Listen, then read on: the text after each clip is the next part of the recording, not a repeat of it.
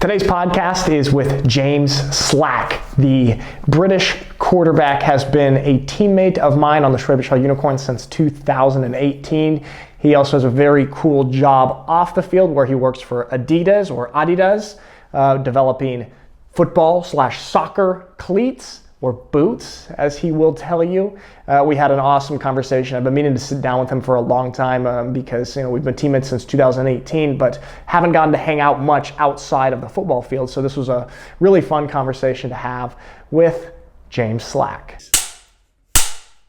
There it is. I like three. That's the first time. That's the first time that I've actually ever used that properly. It's the first time you've used it. It's the first time. Wow, that's impressive. With the man, James Edward Slack.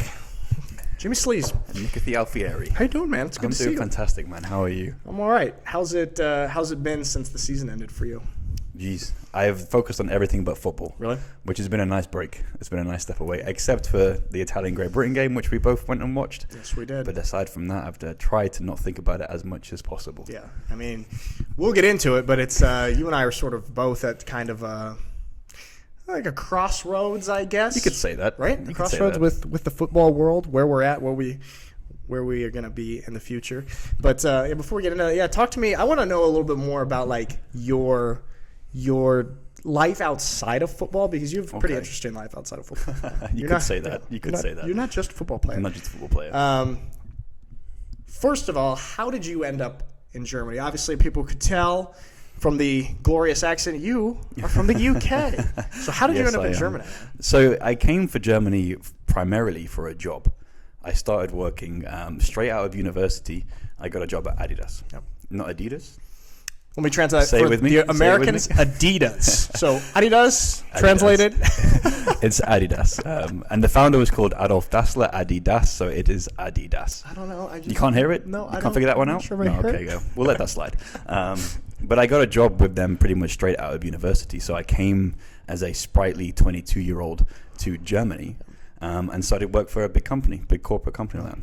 And what was your initial job in the company? I started off as a trainee, a functional trainee, which is basically they invest in like an 18-month program where you rotate around a specific function of the business. Mm-hmm. And I was in product creation.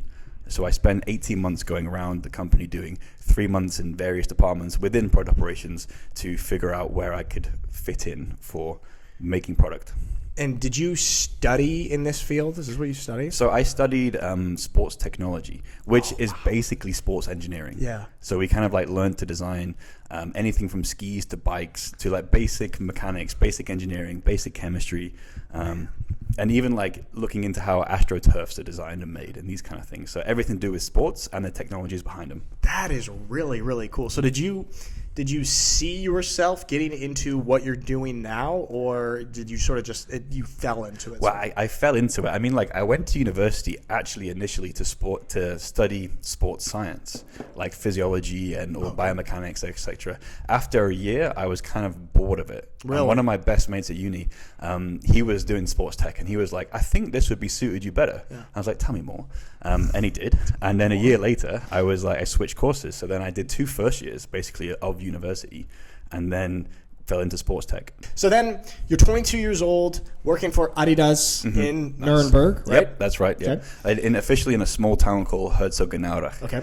Wow, you've got that pronunciation down. Yeah, I've said it a couple times now. And it's about 22K outside Nuremberg. But you say Nuremberg. Let's say Nuremberg. Okay, good, great. Slightly outside of Nuremberg. You're 22 years old.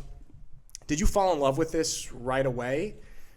I mean, the company, you walk in the building and it has this huge indoor building, and it just feels not overwhelming, but you're like, wow, it's like a university campus, but on a corporate level. Yeah. And the atmosphere there is amazing. There are so many creatives, like there's designers, there's creative content makers, comms guys, and there's just this buzz. There's a real buzz around the campus. And at first you're just like overwhelmed by it. You're like, whoa, this is insane. Mm-hmm. This is insane.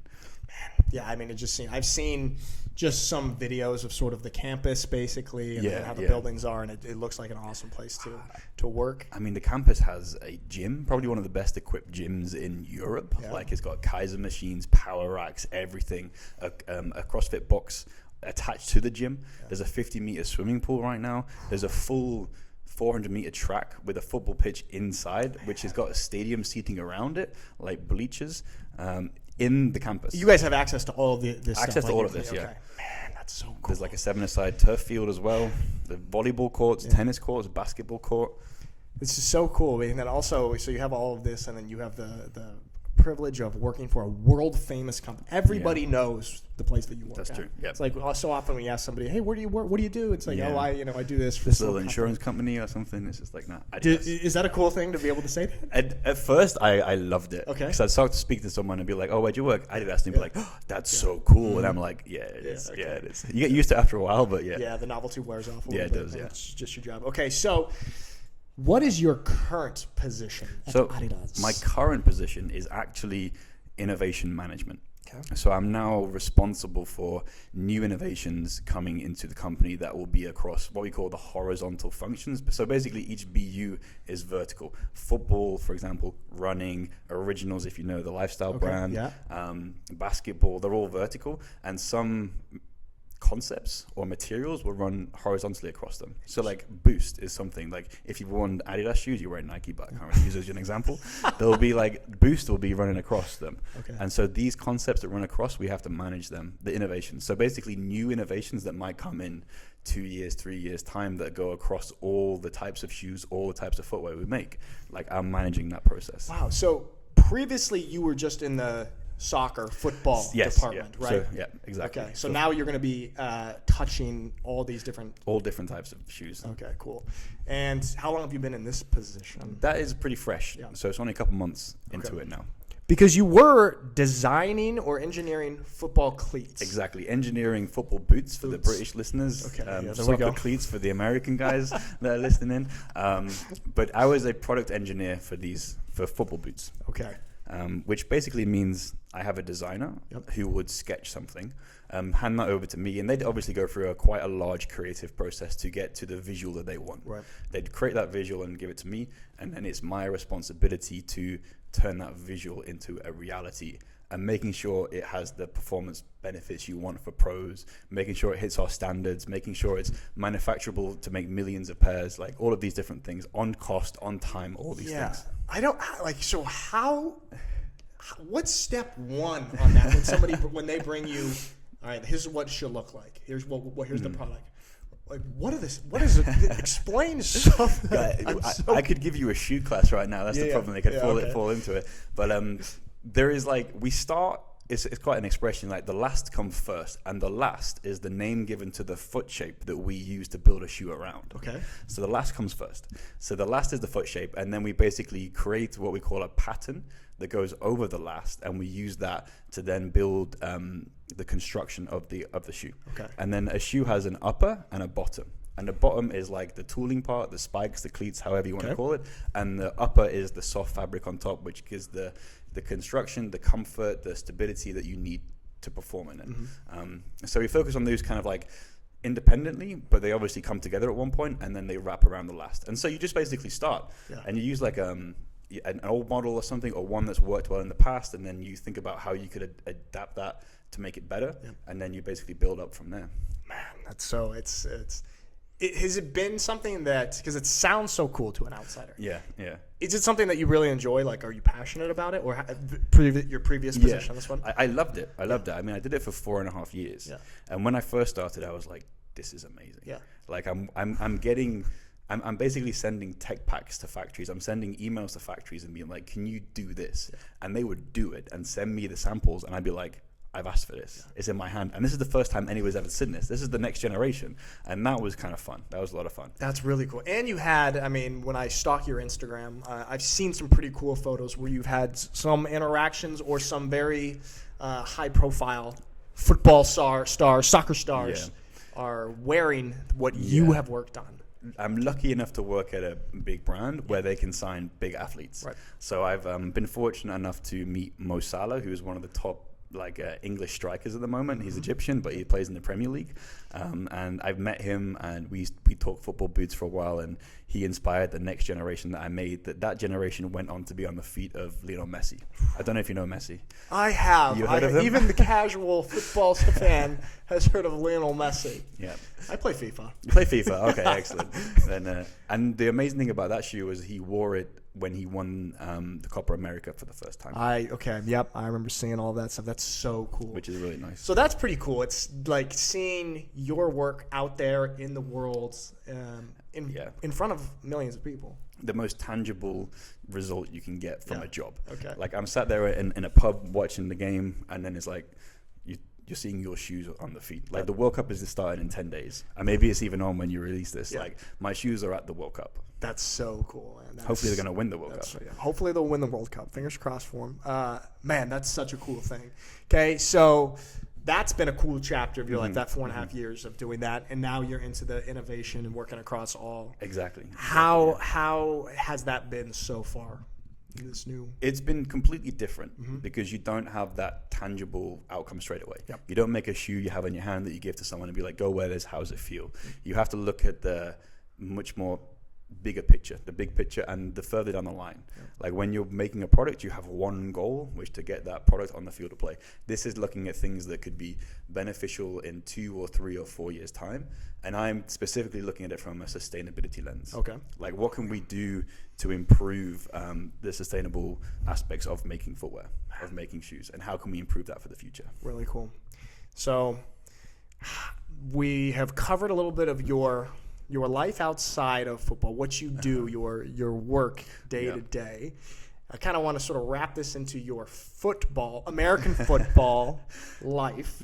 But first, I got to get a little background on your football career. I mean, coming from England and playing quarterback, this is a unique thing.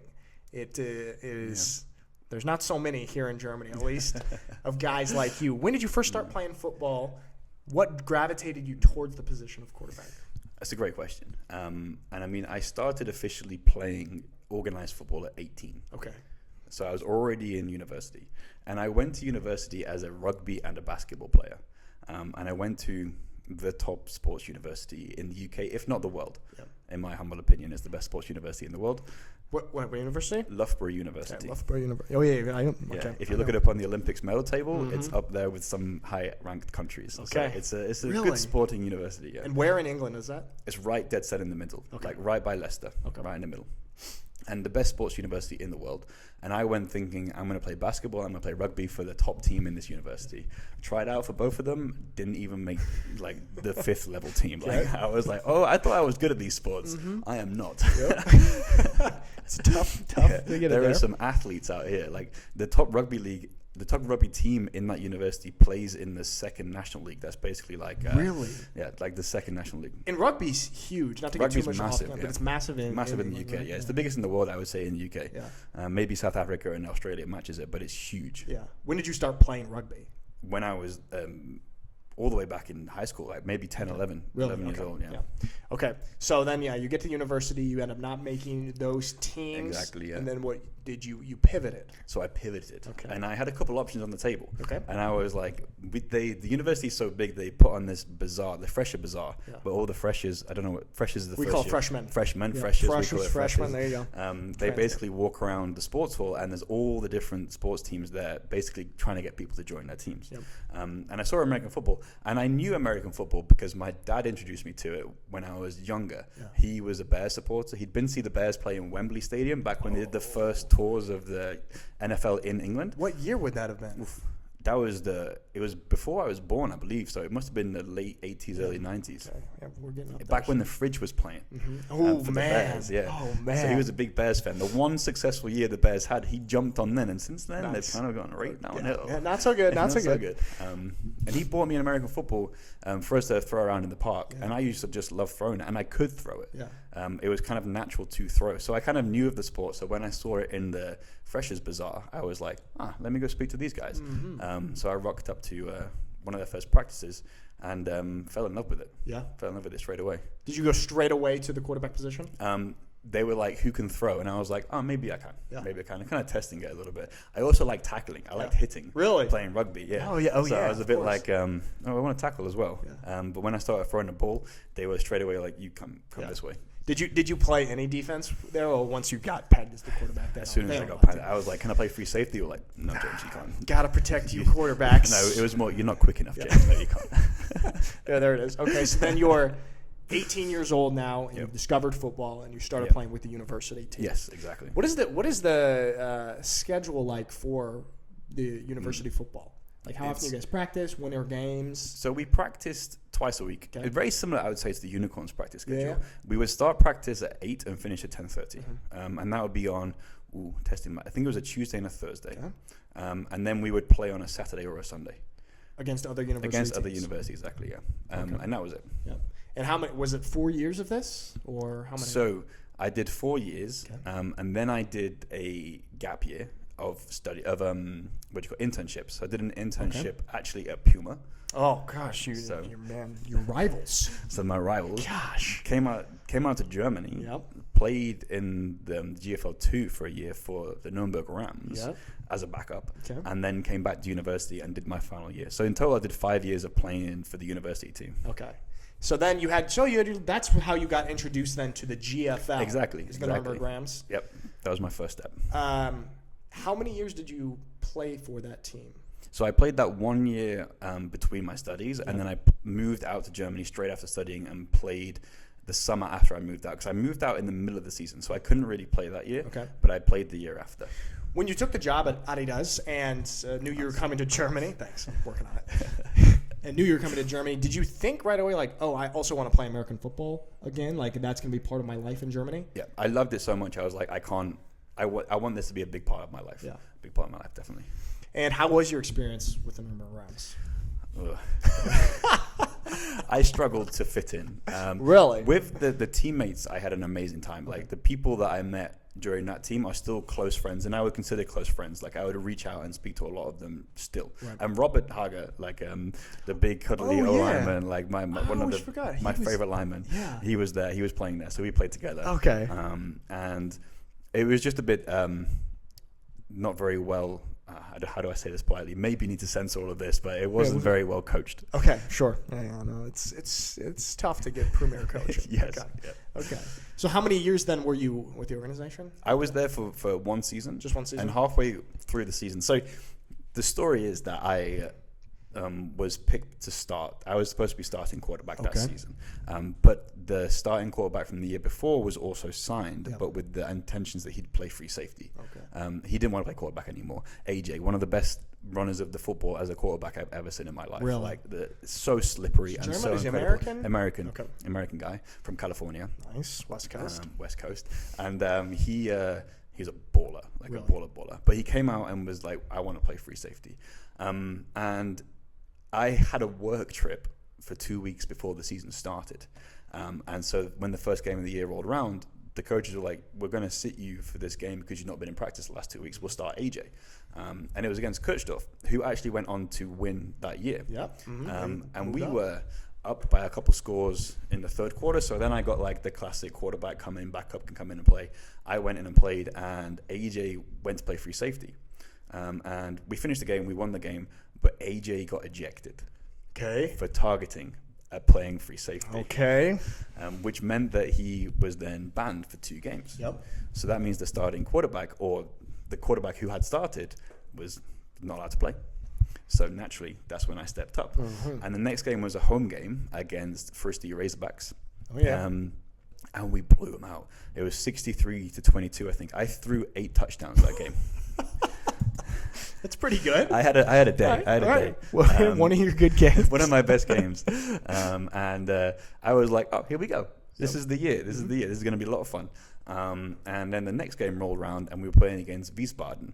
And the DC at the Wiesbaden at the time, you know him very well, was Primo Luzini. Yep. And it was a very tough game. I think offensively, we had in total less than 100 yards. Okay, yeah. And 20 of them was rushing. So, like, it was a very low rushing game, so there was a lot of pressure on the passing game. Mm-hmm. And they were rushing 3, dropping 8 almost every play. And they're still getting that pressure with the 3? And they were still getting the pressure with the 3, Okay. still stopping the run with the 3 and dropping 8. Primo, whatever he did, he was a wizard that day. He's a defensive genius. And I ended up throwing 4 picks. If Primo is listening, he's going to be laughing because the first years of my life at the Unicorns, he called me 4 because I threw 4 picks against his defense. You should be like, you should have saw me the week before. I threw 8 touchdowns. Yeah, I threw 8 touchdowns. Look at me. The only person to throw more touchdowns, the only person to be responsible for more touchdowns in that season was J.J. Clark. Oh, really? He was responsible for 10 touchdowns. Yeah. Okay. Wow. He passed 5 and rushed 5 in one game. Man, all right, those are pretty good Which stats. is insane. Some crazy stats. But I think throwing 8 is... I'll take it. Depending as a quarterback is. I was a passing guy. I was never going to rush touchdowns. Pretty damn good. I took that. Okay. So yeah, I threw 4 picks against Primo, and so obviously there's 2 massively contrasting games. And the head coach came to me after that game and was like, "We're going to start you for the next game, but the moment you throw your first pick, you're done." Oh, I hate that.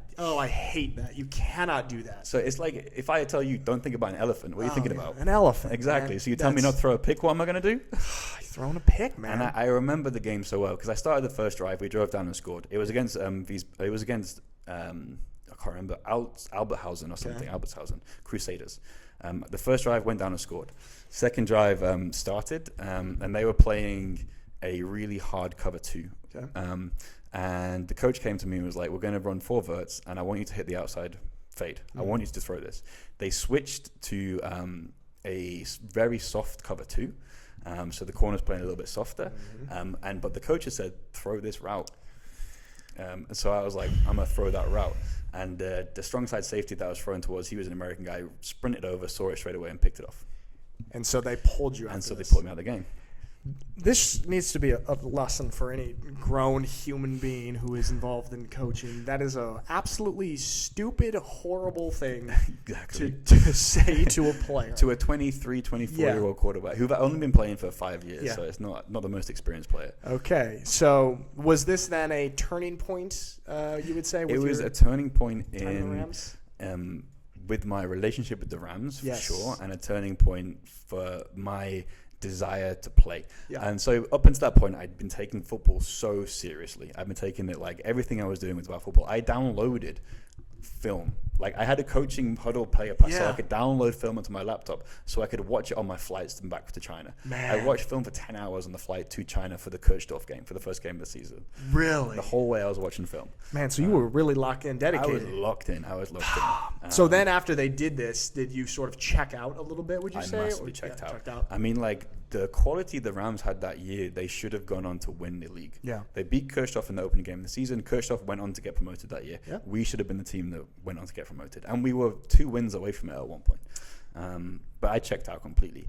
And then because I checked out, I started messing around with other sports. So I started playing some beach volleyball at work, doing things here and there. Taking advantage of that campus. Exactly, taking advantage of the campus. Yeah, swim a little bit. But the karma, maybe you could say, that came around was whilst playing beach volleyball, I dislocated my knee. Okay.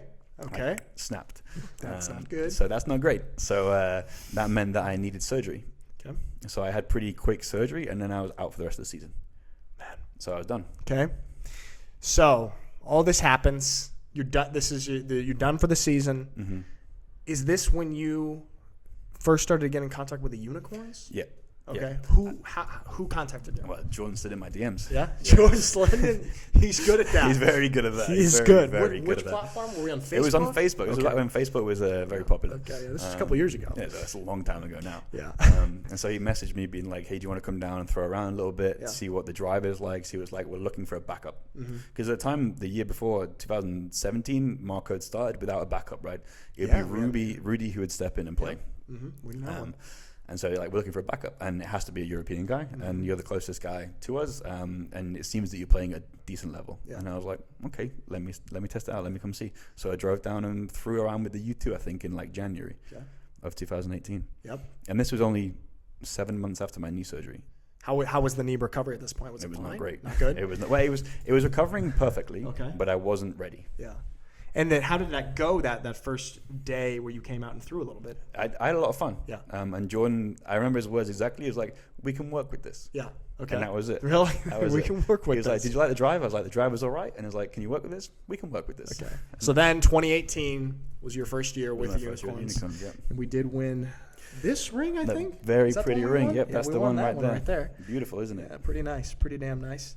And how was your initial or your first year with the Unicorns? What surprised you? Anything surprised you? I remember the first thing that surprised me was the first time playing at that level, the speed, being in practice and having literally every minute planned. Yeah. Like every minute, every 5 minutes is like They do whistle it blows. Gone. Just like college schedule, like boom, boom, boom. We're doing the 5-minute periods, and it's I all. never experienced that. Yeah. Beforehand, people would be like, it'd be 2 minutes past the hour, 3 minutes past the hour. People are still chatting in corners, Yeah. people doing things. The whistle might get blown, and then you slowly jog to a warm up, Meander around. lazily. And this was like on the whistle, go. Now you're locked in. Now we play. And that blew my mind. I was like, this is real. Yeah.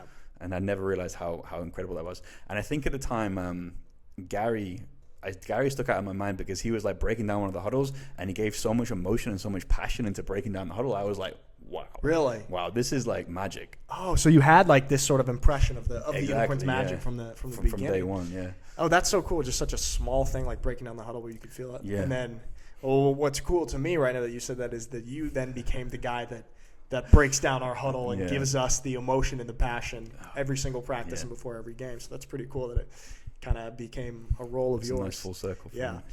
Okay, so the speed was an interesting, different thing. And how was the commute, the drive? Because that from Nuremberg to Schwäbisch Hall, what is that? It's like 90 minutes. It's like 90 minutes, yeah. It's a good 90 minutes one way. Yeah. And that first year was smooth, actually, because we had a van. Yeah. We had a van, and Daniel Manuel would drive the van, and it would be a lot of fun. We'd be listening to music, chatting the whole way. So honestly, the hour and a half passed like nothing. Yeah. I mean, it was also my first year, so you're kind of like excited. Really? Every practice was like, this is a lot of fun. You get home and be like, that was worth it. That was nice. Because you get home at what time? Like 12:30 at night? Yeah. And then I got to eat.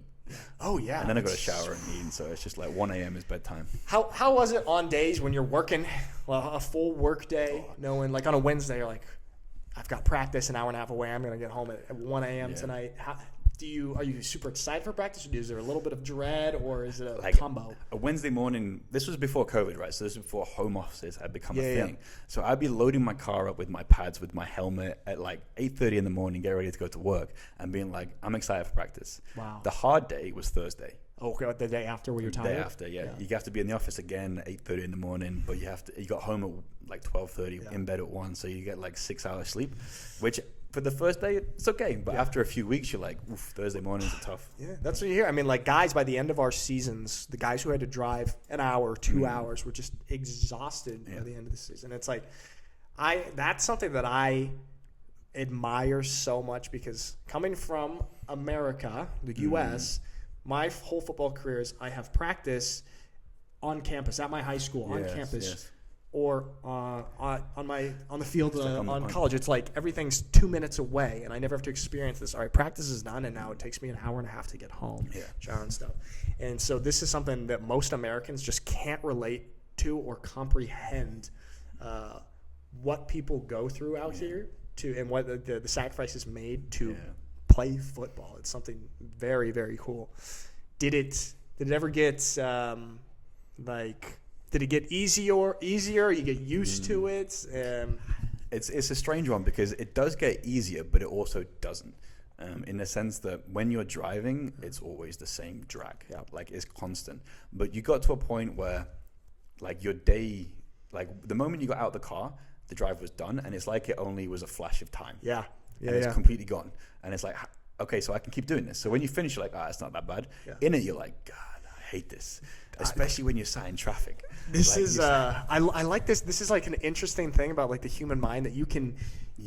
I think about this always when I'm in the sauna and I am in incredible discomfort. I've been in there way too long, but I'm trying to kind of push myself. And I'm like, the second I walk out of the door, it's relief, and it's as if that discomfort never happened. Yes, it's kind of the same. Exactly the same the thing. Long drive. It's like the second you walk in, it's like, oh, that's gone now. It doesn't even exist anymore. Exactly, yeah. But I did go to the practice. But I've been through that. Yeah, exactly. So I'm trying to like kind of trick the mind a little bit sometimes. It's like, no, the discomfort will be gone and not in a way cease to exist. And knowing that it's going to cease to exist minimizes the discomfort during the discomfort. Yeah, interesting. No, this is it's pretty cool. So how did your experience with the Unicorns develop? I mean, you something that like people need to know is that you were voted team captain in 2020 or in 2019 or 2020? 2021. 2021. Oh yeah, last year. Okay, yeah.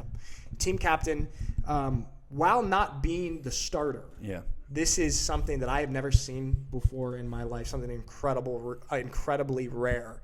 But I think it obviously just like is a testament to your character and your leadership qualities, man. And I wonder what is your approach when it comes to leadership.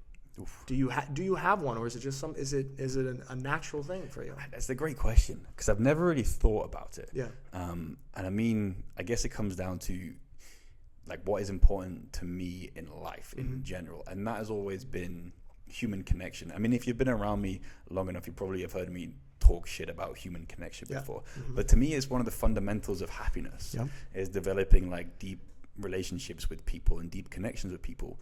That's where happiness truly lies.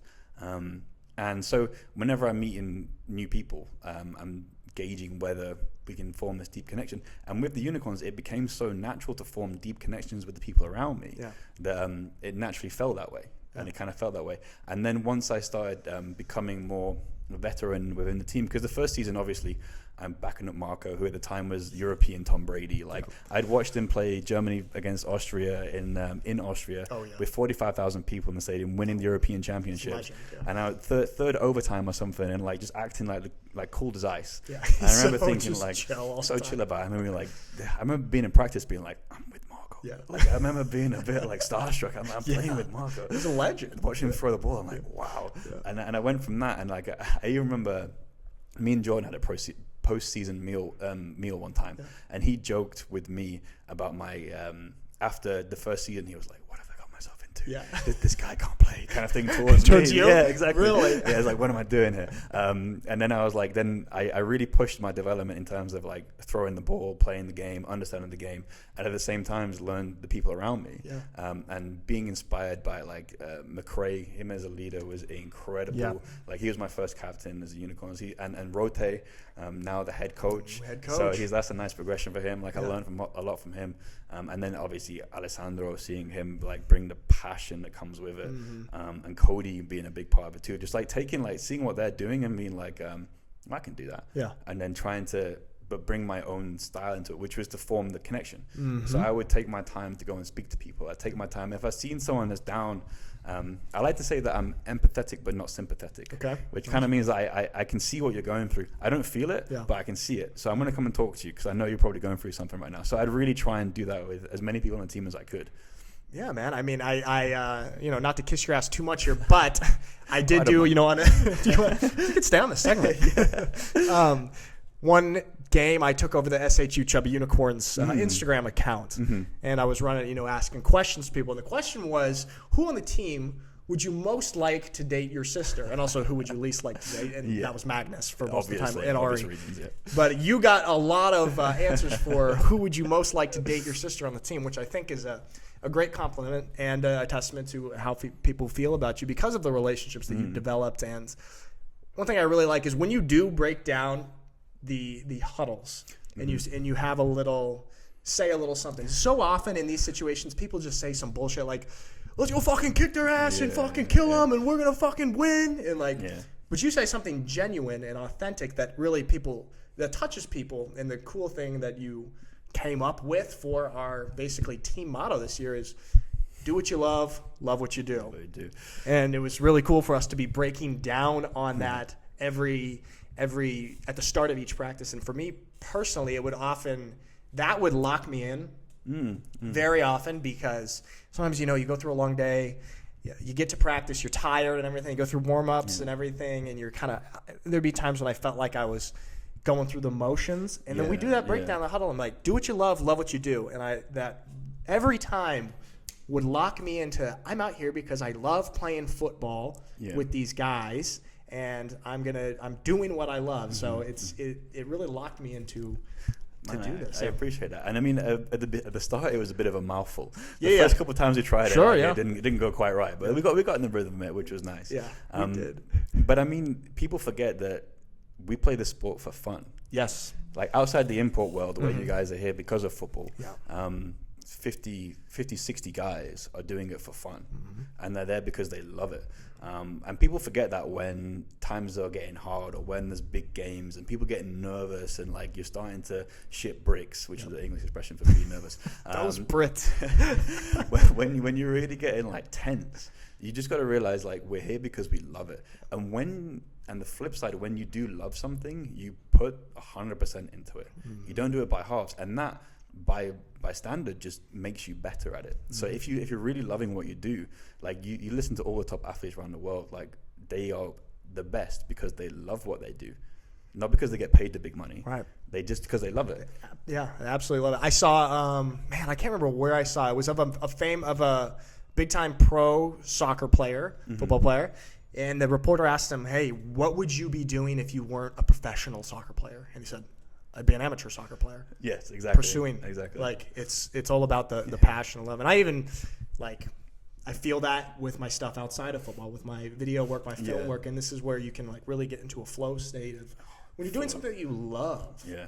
And it's like, it is. There's that cheesy expression. What is it? It's do something you love. You never work a day in your life. Yeah, exactly. But it's true. It's true. Yeah. It's true. Because I mean, like, how late do you start editing? Like, you just start going and you just keep on going because time doesn't bother you. You're not like, it's not stressful and it's not bothering you. Yeah. You just enjoy it.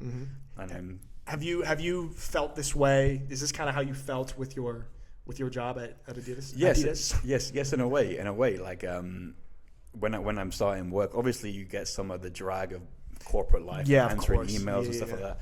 But when you're like working on a product, or you're working on a concept or a material, and it's really kind of like this could be cool, this could be inspiring for people to wear, inspiring for people to use, then you kind of like you do get into the flow of it, and you do enjoy it, and it's a cool part of life, man. It's a cool part of life. Back to the football a little bit. Enough of this philosophy stuff. Got philosophy? What's that? Your just on-field football skills improved so much from this time that you've been at the Unicorns, to where this year you started. What was it? 5 games? It was 4 games. 4 games, and you had an amazing run. Where how many touchdowns? And how many? It was like 1 interception over 4 games. It was 1 pick, and I think I threw 19, 20 touchdowns in the year. So it was like a very incredible stretch of 4 games of leading the team. How did you? I mean, what's the behind the scenes of this incredible improvements on your football skills? Is it just repetition, or? It's repetition, and I mean, like, playing quarterback is unique in a sense where your athletic ability doesn't necessarily translate into being a great quarterback. Right. I've never been athletic, and I've never claimed to be athletic. Like, my 40 time is embarrassing. Like, I don't even want to talk about it. We won't talk about it. We won't talk about it. We can delete this. But I've never been a guy that can move. Yeah. I've always used my mind. I've always had to use my brain to get that upper hand. And the scheme that we had with Jordan would allow that. He would go through the reads, and cementing those reads, I would understand the game, so I was a step ahead of what it felt like the defense was at the time. So I could see what was going to happen before it happened, and like my mind would be able to do that, and I would have anticipation. Yeah. And the anticipation, I believe, was what helped me be successful in the passing game for sure. And repping those out. But I think I'm also a bit of a rhythm player. Like, once you get in the rhythm of things, like, it starts flowing. This is what I was really excited to be able to see for you this year, because so often, like, if you're in the backup role, you don't have the opportunity, even when you come into the game, to get into the rhythm. Yeah. It's not enough time, and it's for every position. That's why I was so excited to be able to see you get to take the whole game and get into the flow state and into the rhythm. And like, you could see it externally. You just get so comfortable and just start diming up. Yeah. And I mean, like, we spoke about being nervous, right? Yes. Like, you and I speak about being nervous quite a lot because we're both quite anxious when it comes to playing, right? Absolutely. I don't know if you want to talk about this, but before a game, I'm open about it. I'm nervous playing football. We get nervous as fuck before a game. We are shitting ourselves. And as a backup quarterback, you carry those nerves all the way until you step on the field. Yeah. And it's 3/4 of carrying nerves until you take, because what gets rid of your nerves? The first hit. First hit. And for me, it's the first throw. The first completion, I'm like, nerves are gone. You don't get that as a backup until the third, fourth quarter. Yeah. And so you have to carry that. But when you get rid of it after the first drive, you're like, now I can chill and enjoy the game. And that's what I said this year. Like, this is the most I've ever enjoyed playing football. Yeah. Because I could just really enjoy the process of playing rather than being sat on the sideline and being like, I got to stay hot. I could come in any second. Like, I'm nervous still. Like, it's and we could be up by 20 points. Yeah. And I'm still nervous. And I'm like, of course. why am I nervous? Yeah.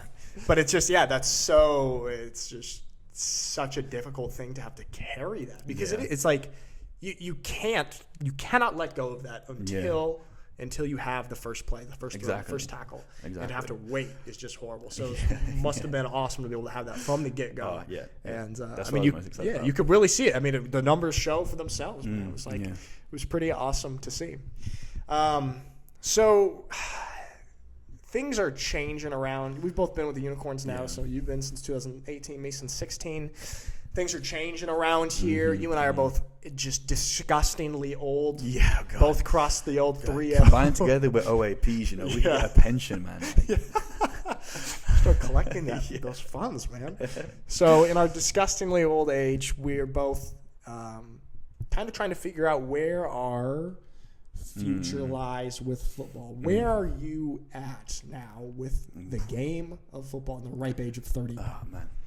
I mean, when we won the German Bowl, I was like, I'm happy to step away. Yeah. I'm like, this has been amazing. That weekend was quite easily one of the best weekends of my life, man. Yeah. Like the night in the hotel before, the game, the celebrations afterwards, the celebrations in Schwäbisch Hall afterwards. That 4 days was like, it's a movie in itself. You should document that. Unicorn Town 2. Coming soon. Theaters near you. Coming soon. It was honestly incredible. And I was like, I can step away from this now. Yeah.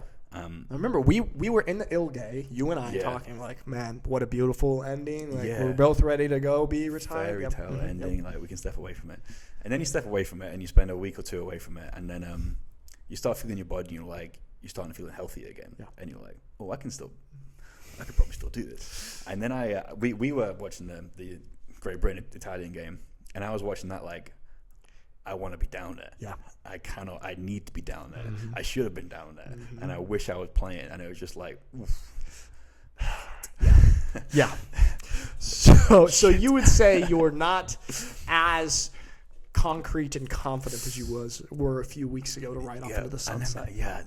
I was. I rode off into the sunset and then turned around. Came right on back. I'm still on the horse though, so I'm not sure which way I'm going. But I'm on the fence. He's on the horse and the fence. Okay, yeah. And I'm at the point now where the driving is taking its toll. Yep. And I can't do the driving. Right. And the driving is tough. And I mean, the reason I came back, and the reason why I turned the horse around, is because I recognized that I felt that something was missing from my career, and that what is missing is being the guy. Yeah. For a full season. For the whole season. For a whole season. I mean, like starting those 4 games on the top level, beating Allgäu, which then was a semi-final contestant. Yeah. Like I like to say it to myself, like we beat a semi-finalist. Like and that's something that sits in me, and I'm like, that's pretty nice. But I've not been the guy for a full season. Yeah. And I feel like it's not that I can't look myself in the mirror, but it's like, how do I stand behind being a real football player if I haven't been the guy? Yeah. And so now I'm like, should I look at being the guy somewhere? Should I find a place where I can be the guy? Yeah. And that's where I'm at. Yeah, and that's where I'm at. Well, it makes a lot of sense, and I mean, it's just so hard when you get to our point, basically, because I have asked some older people who have retired or some similar careers, gone out on a championship, and they tell me, I mean, no matter how perfect or ribbon tied off your ending is, you're always gonna feel the itch, or at least for a long time. Yeah. And I am. This is something we said is, are we going to keep chasing it? And this is what I have are we going to keep chasing it? Yeah. Well, because it's so hard. Because the point that you just made is so good and logical and makes like, go do that. And then I have similar things like of personal goals with my game as well. And then it's like, but on the flip side, how long can we chase it? Yeah. Because will we ever be satisfied? Yeah. And am I just logically saying that to rationalize my feeling that I need to carry on playing? Yeah, because You know? then you go be the guy all next season, you win, and you're like, well, now I need to average 4 touchdowns. I got to do it again. So it's hard to know. It's hard to know, yeah.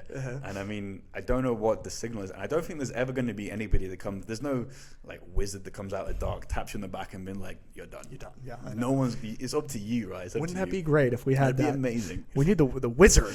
The wizard to come be like, stop playing. So, yeah, I think you and I are both sort of in a similar spot there mentally with the future of football. So we'll keep talking off camera about that. Yeah, we can we'll keep keep going, each other yeah. updated. Yeah. I have some questions for you about what do you make of the landscape and the environment of the American football community in Germany and Europe with the establishment and growth of the ELF.